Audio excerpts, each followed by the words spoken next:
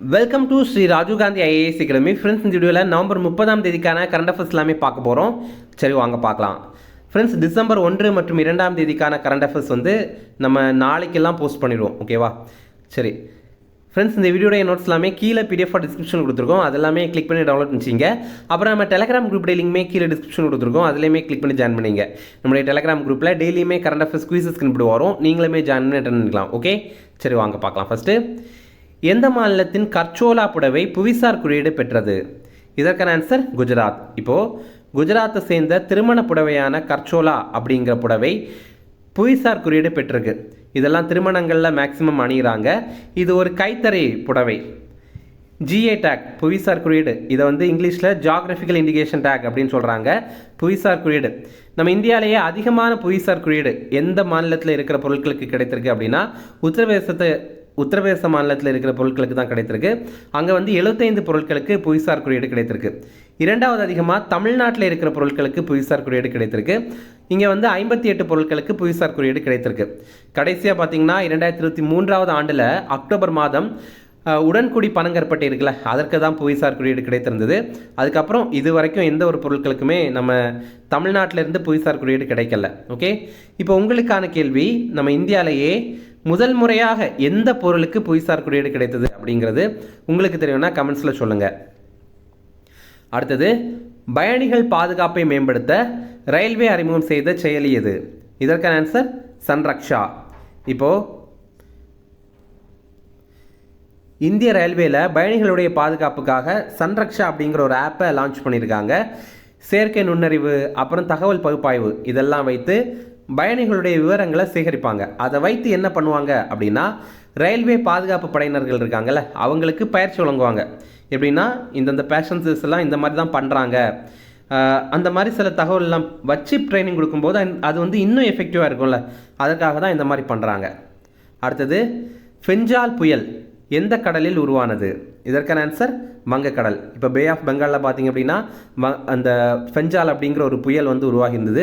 இது மிகப்பெரிய ஒரு பாதிப்பை நம்ம தமிழ்நாடு முழுக்கவே உருவாக்கிட்டு, இது பார்த்தீங்க அப்படின்னா இந்த காரைக்கால், புதுச்சேரி இந்த பகுதியெல்லாம் இருக்குல்ல, இந்த பகுதியில் தான் கரையை கடந்தது. அதுக்கப்புறம் இது வந்து தணிஞ்சிரும், இது வந்து அதோடைய பவர் எல்லாம் இழந்துரும் அப்படின்னு நம்ம எதிர்பார்த்துட்டு இருந்தா, அது அப்புறம் வந்து கிருஷ்ணகிரி, தர்மபுரியில எல்லாம் வந்து மழை ஏற்பட்டு மிகப்பெரிய அளவில் பாதிப்பு ஏற்பட்டுச்சு. ஓகேவா? இந்த புயலை பற்றி பார்க்கலாம்.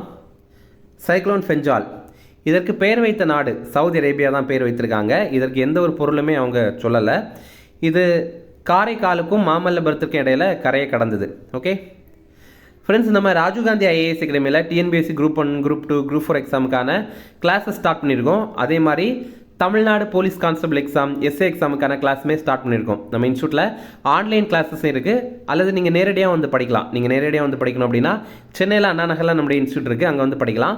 நம்ம இன்ஸ்டியூட்டில் ரெகுலர் பேட்சஸும் இருக்குது, அதே மாதிரி வீக்கெண்ட் பேட்சஸும் இருக்குது. நீங்கள் ஏற்கனவே ஒர்க் போயிட்டுருக்கிறீங்க அப்படின்னா நீங்கள் வந்து வீக்கெண்ட் பேட்சஸில் கூட ஜாயின் பண்ணி படிக்கலாம். இது சம்மந்தமாக உங்களுக்கு ஏதாவது தகவல் தெரியணும் அப்படின்னா ஸ்க்ரீனில் தெரிகிற 2 நம்பருக்கு கால் பண்ணி பேசிக்கலாம். அடுத்தது, 2024-25 நிதியாண்டின் 2ஆம் காலாண்டில் இந்தியாவின் ஜிடிபி எவ்வளவு சதவீதமாக உள்ளது? இதற்கான ஆன்சர் 5.4%. இப்போது இந்த நிதியாண்டு, அதாவது 2024-25 நிதியாண்டில் இரண்டாவது காலாண்டு அப்படின்னா இந்த ஆண்டு ஜூலைலேருந்து செப்டம்பர் வரைக்கும் இந்த காலாண்டில் நம்ம இந்தியாவுடைய பொருளாதார வளர்ச்சி 5.4% இருந்திருக்கு. இந்த ரிப்போர்ட்டை நமக்கு தந்த அமைப்பு தேசிய புள்ளியியல் அலுவலகம். இது ரொம்ப முக்கியமான அமைப்பு. நம்ம இந்தியாவில் ஜிடிபியை அதிகாரப்பூர்வமாக கால்குலேட் பண்ணுற அமைப்பு இந்த என்எஸ்ஓ அப்படிங்கிறது தான், அதாவது நேஷனல் ஸ்டாட்டிஸ்டிக்கல் ஆஃபீஸ் அப்படிங்கிறது தான். ஏற்கனவே டிஎன்பிஎஸ்சி எக்ஸாமில் இந்த கொஸ்டின் கேட்டிருந்தாங்க, நம்ம இந்தியாவில் ஜிடிபியை அதிகாரப்பூர்வமாக கணக்கு பண்ணுற அமைப்பு எது அப்படின்ற மாதிரி கேட்டிருந்தாங்க.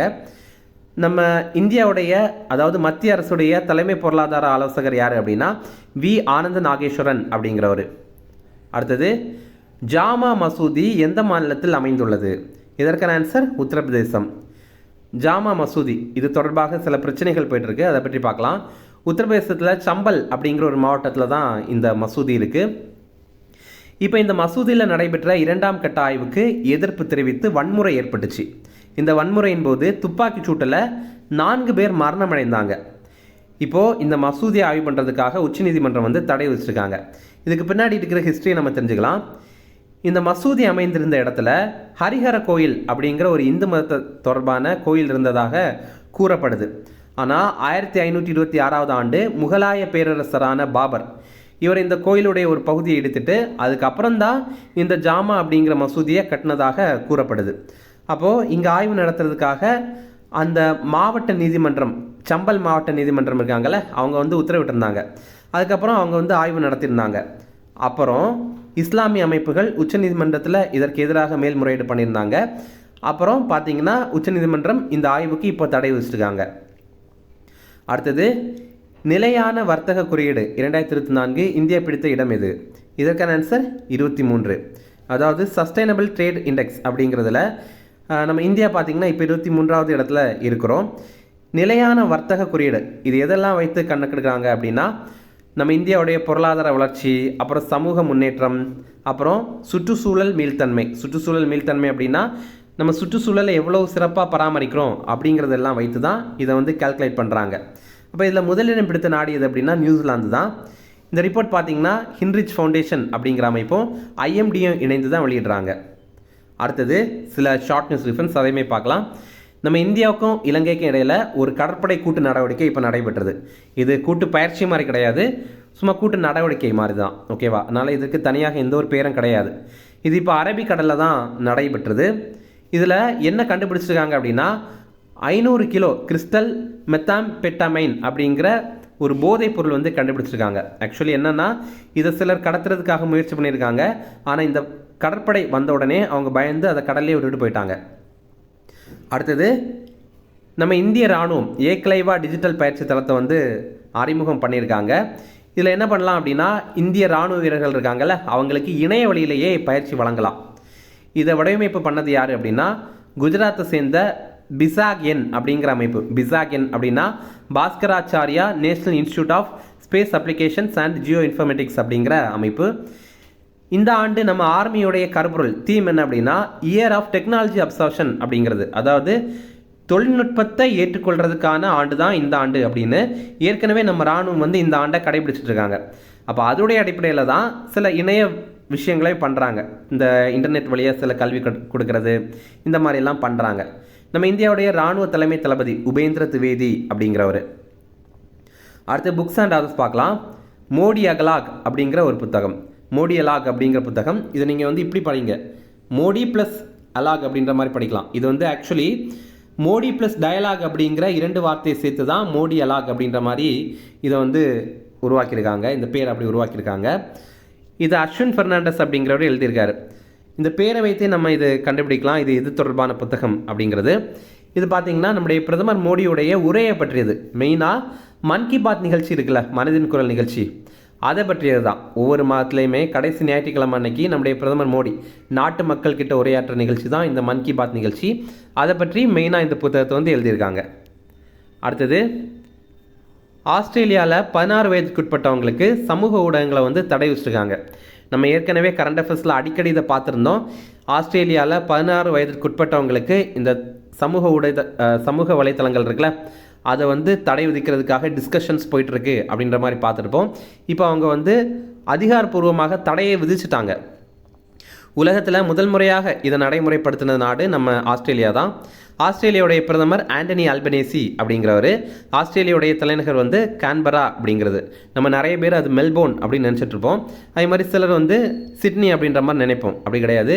சிட்னியோ மெல்போர்னோ ஆஸ்திரேலியாவில் தான் இருக்குது. ஆனால் ஆஸ்திரேலியாவுடைய தலைநகர் வந்து கான்பரா அப்படிங்கிறது தான். அடுத்தது, 10வது இந்திய சர்வதேச அறிவியல் விழா. இது அசாமுடைய கவுஹாத்தியில் தான் நடைபெற்றது. ஓகேவா? அசாமில் ஐஐடி கவுஹாட்டி இருக்குது, அங்கே தான் இது நடைபெற்றது.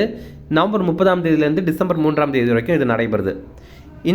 இதோடைய கருப்பொருள் என்ன அப்படின்னா, இந்தியாவை அறிவியல் மற்றும் தொழில்நுட்பம் சார்ந்த உலகளாவிய உற்பத்தி மையமாக மாற்றுதல் அப்படிங்கிறது. இப்போ இதில் S&T அப்படின்னு இருக்குல்ல, அது சயின்ஸ் அண்ட் டெக்னாலஜி அப்படிங்கிறது தான். அடுத்தது, சின்பாக்ஸ் எக்ஸசைஸ் அப்படிங்கிற ஒரு பயிற்சி. இது முதலாவது சின்பாக்ஸ் எக்ஸசைஸ். இந்தியா மற்றும் கம்போடியாவுக்கு இடையில் இது நடைபெறுது. இது என்ன வகையான பயிற்சி அப்படின்னா, இது ஒரு இராணுவ பயிற்சி. இது எங்கே நடைபெற்றது அப்படின்னா, மகாராஷ்டிராவுடைய புனேல தான் இது நடைபெற்றது. முதல் முறையாக இந்தியாவுக்கும் கம்போடியாவுக்கும் இடையில் ஒரு இராணுவ பயிற்சி நடைபெற்றிருக்கு. அதுதான் இது. அடுத்தது இம்பார்ட்டன்ட் டேஸ் இருக்குது, அதையும் பார்த்துடலாம். பாலஸ்தீன மக்களுடனான ஒருமைப்பாட்டிற்கான சர்வதேச தினம். இது வந்து நவம்பர் 29 இந்த தினத்தை 1977 நவம்பர் 29 ஐக்கிய நாடுகள் பொது சபை வந்து அறிவித்திருந்தாங்க. 1948 மே 14 பாலஸ்தீனம் பிரித்து இஸ்ரேல் வந்து உருவாக்கப்பட்டது. ஆக்சுவலி இதுக்கு பின்னாடி ஒரு வரலாறு சொல்லுவாங்க, அது என்ன அப்படிங்கிறத சொல்கிறேன். முதல்ல இந்த நாடு இருக்குல்ல, இது வந்து பாலஸ்தீனம் அப்படிங்கிற ஒரு நாடாக தான் இருந்தது. ஆனால் யூதர்கள் அவங்களுக்குன்னு ஒரு நாடு வேணும் அப்படின்ற மாதிரி தேடிட்டு இருக்கும்போது அவங்க இந்த பாலஸ்தீனத்துக்குள்ளாடி வந்துட்டு அங்கே இருக்கிற பாலஸ்தீன மக்களை அடித்து துரத்த ஆரம்பித்தாங்க. அப்புறம் இவ்வளோ பெரிய ஒரு பாலஸ்தீன நாட்டில் இருந்த மக்கள் சில பகுதிகளில் மட்டும் சுருங்கி போனாங்க. இதை எதிர்த்து சில அரபு நாடுகள் வந்து போர் தொடுத்தாங்க. இஸ்ரேலை எதிர்த்து போர் பண்ணும்போது அந்த எல்லா நாடுகளையுமே இஸ்ரேல் வந்து தோக்கடிச்சிட்டாங்க. கடைசியில் இஸ்ரேல் தான் அந்த போரில் ஜெயித்தாங்க. கடைசியில் இப்போ இஸ்ரேல் தான் அதில் பெரிய ஒரு பவராக இருக்காங்க. பாலஸ்தீன மக்கள் இப்போ பாவப்பட்ட மக்களாக இருக்காங்க. இப்போ கூட ரீசெண்டாக பார்த்திங்க அப்படின்னா இந்த காசா பகுதியில் இருக்கிற மக்கள் இஸ்ரேலை எதிர்த்து வந்து போராடிட்டு இருக்காங்க. அந்த போர் இன்னும் கூட போயிட்டுருக்கு, அது உங்களுக்கு தெரிஞ்சிருக்கும். ஓகே, இப்போது இந்த மக்களுக்காக நாங்களும் இருக்கோம் அப்படின்ற மாதிரி ஐநா சபை அறிவித்த தினம் தான் இந்த தினம். அடுத்தது சர்வதேச ஜாகுவார் தினம். இது வந்து நவம்பர் 29 இன்டர்நேஷ்னல் ஜாகுவார் டே. நம்ம இந்தியா சார்பில் இன்டர்நேஷ்னல் பிக் கேட் அலைன்ஸ் அப்படிங்கிற ஒன்று உருவாக்கியிருக்கோம். 2023 ஏப்ரல் மாதம் இதை பிரதமர் மோடி தொடங்கியிருந்தார். தமிழில் சர்வதேச பெரும் பூனை கூட்டமைப்பு அப்படிங்கிறது. நம்ம வந்து 7 பெரிய பூனைகளை பாதுகாக்கணும் அப்படின்ற மாதிரி சொல்கிறோம். இதெல்லாம் அது அப்படின்னா tiger, lion, snow leopard, jaguar, puma மற்றும் சீட்டா, இந்த 7ஐயும் பாதுகாக்கணும் அப்படிங்கிறத சொல்கிறோம். அடுத்தது ரசாயன போரில் பாதிக்கப்பட்டவர்களுக்கான நினைவு தினம். இது வந்து நவம்பர் 30 சில இடங்களில் பார்த்திங்க அப்படின்னா ரசாயனங்களை வைத்து மக்களை கொல்றாங்க, போரில் எல்லாம் அவங்க பயன்படுத்துகிறாங்க. அப்போ அவங்களுக்கான ஒரு நினைவு தினம் தான் இந்த ஒரு தினம். ஓகே, இனி ரிவிஷன் பார்க்கலாம். எந்த மாநிலத்தின் கர்ச்சோலா புடவை புவிசார் குறியீடு பெற்றது? இதற்கான ஆன்சர் குஜராத். அடுத்தது பயணிகள் பாதுகாப்பை மேம்படுத்த ரயில்வே அறிமுகம் செய்த செயலி எது? இதற்கான ஆன்சர் சன்ரக்ஷா. அடுத்தது ஃபெஞ்சால் புயல் எந்த கடலில் உருவானது? இதற்கான ஆன்சர் வங்கக்கடல். அடுத்தது 2024-25 நிதியாண்டின் 2ஆம் காலாண்டில் இந்தியாவின் ஜிடிபி எவ்வளவு சதவீதமாக உள்ளது? இதற்கான ஆன்சர் 5.4%. அடுத்தது ஜாமா மசூதி எந்த மாநிலத்தில் அமைந்துள்ளது? இதற்கான ஆன்சர் உத்தரப்பிரதேசம். உங்களுக்கான கேள்வி, ஞானவாபி அப்படிங்கிற ஒரு மசூதி, அதுவுமே ரீசெண்டாக நிறைய பிரச்சனைகள் வந்து கிரியேட் ஆயிருந்தது. அதுலேயுமே அது எந்த மாநிலத்தில் இருக்குது அப்படிங்கிறது உங்களுக்கு தெரியும்னா கமெண்ட்ஸில் சொல்லுங்கள். அடுத்தது நிலையான வர்த்தக குறியீடு 2024 இந்தியா பிடித்த இடம் எது? இதற்கான ஆன்சர் 23. அவ்வளோதான் ஃப்ரெண்ட்ஸ், இந்த வீடியோ பிடிச்சிருந்தா கண்டிப்பாக லைக் பண்ணுங்கள். நம்மளுடைய சேனலுக்கு சப்ஸ்கிரைப் பண்ணி வச்சிங்க, உங்களுடைய நண்பர்களுக்குமே ஷேர் பண்ணுங்கள். கண்டிப்பாக இது அவங்களுக்கும் பயனுள்ளதாக இருக்கும். Okay, thank you. Chennai Shri Rajiv Gandhi IAS அகாடமியில் UPSC, TNPSC Group 1, Group 2 மற்றும் TNPSC civil judge, APP exam உட்பட police sub inspector, field surveyor, land draftsman ஆகிய பணிகளுக்கான சிறப்பு கோச்சிங்ல ஜாயின் பண்ணுங்க. 100% பாஸ் பண்ணுங்க, அரசு அதிகாரி ஆயிடுங்க.